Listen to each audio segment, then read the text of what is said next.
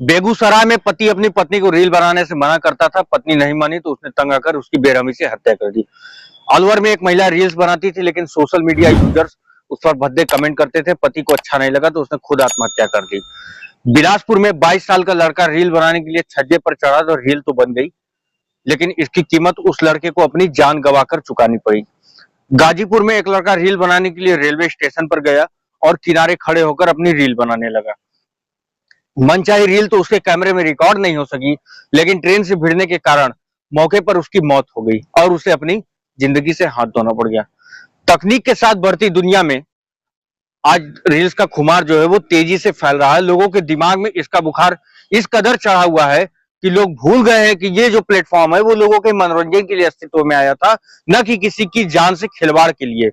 आज इस पर वीडियो बनाने के लिए लोग कुछ भी कर गुजरने को तैयार हैं। ऊपर जो इससे पहले जो उदाहरण दिए गए वो केवल चंद हैं।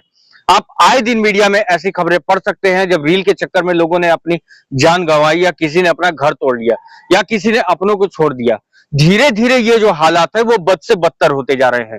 कुछ लोगों को लगता होगा कि शायद ऐसा इंस्टाग्राम द्वारा लाए गए रील्स सेक्शन के कारण हुआ, लेकिन हकीकत यह है कि वीडियो कंटेंट के नाम पर आसक्त होने का जो चलन है वो 2015-16 के बाद से शुरू हो गया था, जब एक चीनी एप्लीकेशन ने भारतीय बाजार में अपनी जगह बनाई। नाम था म्यूजिकली, बाद में इस एप्लीकेशन का नाम आगे चलकर टिकटॉक हुआ। 2020 में एलएसी पर हुए चीन के साथ विवाद के बाद इस एप्लीकेशन को बैन कर दिया गया, मगर तब तक इसका असर शहर के छोटे बच्चों से लेकर गांव में रहने वाली महिलाओं पर हो चुका था। हर वर्ग के लोग इस पर अलग अलग तरीके से वीडियो बनाते थे। मकसद सिर्फ और सिर्फ फेमस होना था। शुरू में ये सब फिल्मों के डायलॉग या गानों पर लिंक शिप करने के से शुरू हुआ, मगर लोगों को जैसे जैसे इन प्लेटफॉर्म में संभावनाएं दिखी वो कंटेंट में अपनी विविधता लाते गए। कुछ लोगों ने इन एप्लीकेशन का प्रयोग अपने टैलेंट को दुनिया के बीच पहुंचाने के लिए प्रयोग किया और कुछ नए मुकाम तक पहुंचे। वहीं कुछ लोग इस एप्लीकेशन का इस्तेमाल सिर्फ फॉलोवर बढ़ाकर फेमस होना समझ बैठे। अब इन फॉलोवर्स को बढ़ाने के लिए चाहे कुछ भी करना पड़े, यूजर्स ने सब शुरू करना किया। नतीजन ऐसी अश्लील सामग्रियों की संख्या अचानक से इन प्लेटफॉर्म पर बढ़ी जिनके बारे में सोचा भी नहीं जा सकता है। संस्कृति को तार तार होते देख कई लोगों ने समय समय पर इसकी शिकायतें भी की, लेकिन इसका हल कुछ नहीं निकला। उल्टा जो इसका प्रभाव है वो इतना व्यापक होता गया कि बाकी सोशल मीडिया एप्लीकेशन को अपने आप का अस्तित्व बचाए रखने के लिए ऐसी तकनीक लानी पड़ी। टिकटॉक बैन होने पर डिप्रेशन और आत्महत्या की खबरें बढ़ी। पढ़े तो पता चलेगा कि 2020 में जब चीनी एप्लीकेशन पर भारत सरकार ने बैन लगाया तो वीडियो बनाने वाले वर्ग में इतनी हताशा हुई कि कई जगह से सुसाइड और डिप्रेशन में जाने तक की खबरें आ गई। उस समय इंस्टाग्राम ने अपनी टारगेट ऑडियंस की जरूरत को समझा और अगस्त 2020 में मौका देखते हुए उस प्लेटफॉर्म को वीडियो प्लेटफॉर्म में कन्वर्ट कर दिया, जिसे लोग 2020 से पहले सिर्फ फोटो के लिए ही इस्तेमाल करते थे। टिकटॉक के बैन होने से जो वर्ग सोच में था कि वो अब क्या करेगा, वो फौरन अब इंस्टाग्राम पर शिफ्ट हो गया।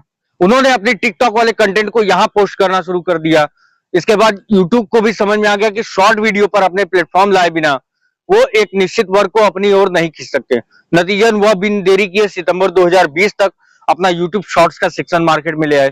फिर फेसबुक को भी नए यूजर्स की जरूरत देखते हुए मार्च 2021 तक फेसबुक रील का सेक्शन बाजार में लाना पड़ा और लोगों को विकल्प पर विकल्प मिलता गया।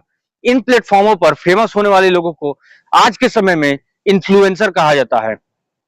इन्फ्लुएंसर यानी जो दूसरे व्यक्ति को अपने जीवन जीने के ढंग से प्रभावित करे।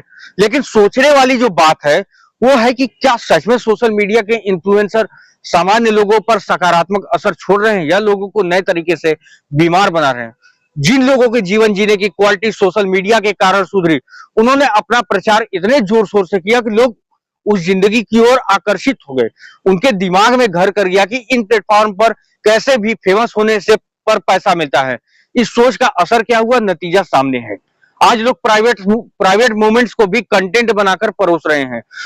ऐसे तमाम रील्स वगैरह वीडियोस की सोशल मीडिया पर भरमार है। उनके लिए छोटे कपड़े पहनना आधुनिकता हो गई और पूजा पाठ करने की जगह उन कपड़ों को पहनकर शूटिंग करवाने की लोकेशन।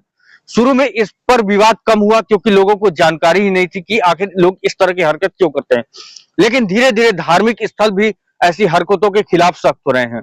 हाल ही का मामला है कि महाकाल मंदिर में लड़कियां रील बनाने पहुंच गई। जब वहां मौजूद सुरक्षा कर्मियों ने ऐसा करने से मना किया तो उन लड़कियों ने उन्हीं सुरक्षा कर्मियों की पिटाई कर दी। मामले में एफआईआर दर्ज हुआ, शायद कार्रवाई भी उस पर लड़कियों पर हो।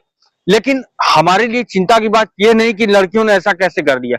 हमारे लिए चिंता का विषय यह है कि ऐसी तकनीकें हमारे मानसिक संतुलन को, हमारे और अपने मानसिक संतुलन को किस हद तक बिगाड़ रही हैं कि हम न अपनों पर चिल्लाने से गुरेज कर रहे हैं, न सुरक्षा में तैनात सुरक्षा कर्मियों पर हाथ उठाने से। हमारे लिए आसपास मौजूद लोगों से ज्यादा जरूरी रील पर आने वाले लाइक कमेंट हो गए हैं। सबसे अलग दिखने की चाह में लोग वो हरकत कर रहे हैं जो जानलेवा साबित हो सकती है। उन लोगों से इन्फ्लुएंस हो रहे हैं जिनके जीवन शैली और हमारे जीवन शैली में जमीन आसमान का फर्क है। टिकटॉक भले ही अब भारत से जा चुका है, लेकिन इसने बाजार को चुनौती देने के साथ ही भारतीय समाज, यहाँ की संस्कृति के लिए एक बड़ी चुनौती खड़ी कर दी है, जिससे उभरना नामुमकिन सा अब लगता है। सरकार से लेकर बड़ी बड़ी कंपनियां जान चुकी हैं कि अगर सामान्य वर्ग तक अपनी पहुंच बनानी है तो माध्यम यही सबसे ज्यादा काम आएगा। यही वजह है कि प्रचार के तरीके बदल गए हैं। लोग अखबार या टेलीविजन पर आने वालों से इतना प्रभावित नहीं होते जितना कि एक रील जो है वो उन पर अपनी छाप छोड़ती है। कोई न्यूज चैनल के माध्यम से इतनी वायरल चीजें नहीं होती जितनी मीम कंटेंट से लोगों तक पहुंच जाती है। इसलिए ये तो जाहिर है कि इन प्लेटफॉर्म पर बंदिश लगाना लोगों को वर्चुअली गुलाम बनने का कोई ठोस उपाय नहीं है। अगर तकनीक के साथ लोगों को बढ़ते हुए देखना है तो उनमें ऐसे प्लेटफॉर्म के प्रति जागरूकता लानी होगी। उन इन्फ्लुएंसर को ये बीड़ा उठाना होगा जिनके पास इतने फॉलोअर हैं कि वो अपनी बात दूर तक पहुंचा सके। अपने कपड़ों, गाड़ियों को दिखाने से ज्यादा उन्हें समय समय पर आम यूजर्स को समझाना होगा कि जितना इस रील सेक्शन का फायदा है, उसे गलत ढंग से लेने पर नुकसान भी है। लोगों को खुद भी यह समझना होगा कि ये सब जो तकनीक है वो माया जाल है, जो आज है कल नहीं। इन पर आश्रित होकर जीवन में सब छोड़ देना हमें गर्त में ले जाएगा। जैसे टिकटॉक बैन हुआ, अगर वैसे ही इन एप्लीकेशन पर कोई कसनी होती है तो सोचा है कि हम निजी जिंदगी में खुद के पास कितने लोगों को दे पाएंगे। पहले घरों में संयुक्त परिवार होते थे, जब लोग एक दूसरे के आसपास लोगों को देखते थे, जानते थे, समझते थे। अपने दादा दादी, नाना नानी, मौसा मौसी, चाचा चाची, सभी लोगों से आसपास मतलब मिलते थे। सभी लोगों की जो बातचीत की शैली है, तौर तरीके, वो सारे अपनाते थे। लेकिन आज के समय में लोग अपने आप को घरों में बंद कर लेना ज्यादा उचित समझते हैं। लोग अपने आप को रील्स देखने और रील्स बनाने, रील्स जैसे इन्फ्लुएंसर के जैसे बनना ही लोग पसंद करते हैं। अब समय है उठने का, अब समय है इन सारी चीजों से ऊपर उठने का, सारी चीजों को समझने का, इनकी अच्छाइयों, उनकी बुराइयों को समझने का कि इससे कितना हमें फायदा है, कितना नुकसान है, ये सारी चीजें जानने का। और जो नई पीढ़ी है, जो नए नए जो युवा हैं, उन्हें बताने का कि इसमें ये काफी खतरनाक है।